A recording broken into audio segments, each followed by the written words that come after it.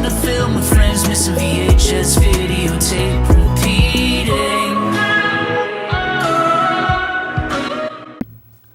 Welcome back, fam and crew, creeps and peeps. Another video. Today we're looking at Paradise Lost, the child murders at Robin Hood Hills. I don't know why these three little boys were murdered. Did they see something they were not supposed to see? Did they hear things they were not supposed to hear? I do not know that. I see no reason. I see no motive for why these three little boys were murdered. The Best Documentary, National Board of Review, gripping Best Documentary of the Year, maybe of the decade, New York Post, riveting, a truly special, two very enthusiastic thumbs up, Siskel and Ebert. A film by Joe Berlinger and Bruce Sinofsky, rest in peace. Paradise Lost, Child Murders at Robin Hood Hills, released by Cabin Fever. This is originally a documentary on HBO that is released on VHS a couple years later. I think this aired in 1996. VHS, I think, was probably right at the same time, 97, Cabin Fever Entertainment. Witchcraft or Witch Hunt. In some places, dressing in black can get you arrested. Just ask Damien. With a name like that, it's going to be hard to convince a small southern town of his innocence. Called True Crime Reporting at its most bitterly revealing by the New York Times, this gripping documentary from the makers of Brother's Keeper, great movie, is the true story of the brutal slaying of three 8-year-old boys. The investigation leads to the arrest and trial of three teenagers whose only crime seems to be that they dress in black and listen to heavy metal music. The families, townspeople, and the accused all clash in their efforts to see that justice is served. You decide. Running time, 150 minutes. Music by Metallica. I think this is actually the first time Metallica ever allowed their music to be used in a movie in any sort of way. I remember literally going to the documentary section of Blockbuster Video. I can't believe I just said Blockbuster Video. Why did I say Blockbuster? A video library. What the freak is wrong with me today? I don't know what year. 98, 99 probably, but I was really heavy into renting videos and watching just a ton of everything. Because Video Library had this like 6 for 6 deal. You get a coupon. 6 tapes, 6 days for $6. But you can only do 2 new releases, which was fine because I never watched the new releases. I always got older, repertory titles. So I was going through the documentary sections, watching a bunch. I remember pulling this one off the shelf, reading it, and then like putting it back and thinking, man, how could 3 teenagers kill 3 little kids? That's exactly what I thought. I just automatically assumed they did it. And it wasn't about like whether or not they were guilty or innocent. It was just about that they did it. You know what I mean? And then something made me go back another time later, actually rented it, actually watched it, and then was convinced, of course, that they're innocent.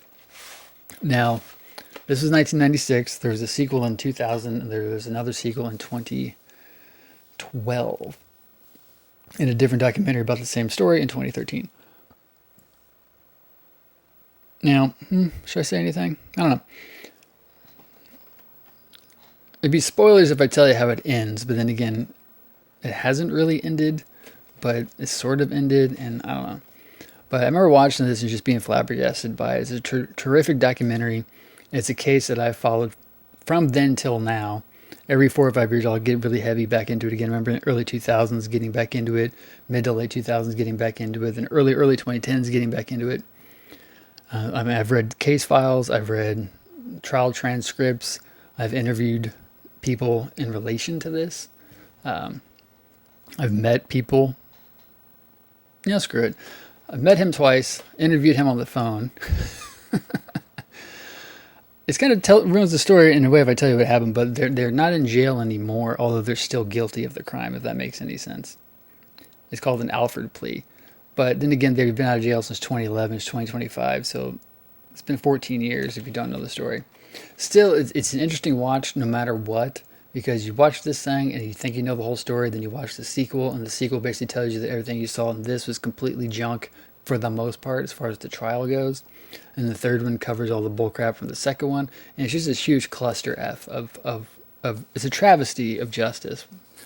And then there's a movie based on this called Devil's Knot with Colin Firth and Reese Witherspoon. That one's a fiction story based on a nonfiction book. But let's not talk about that. But I have books on this. I've read many times. And I would actually say that this movie is probably the movie I've watched probably more than anything else in my life.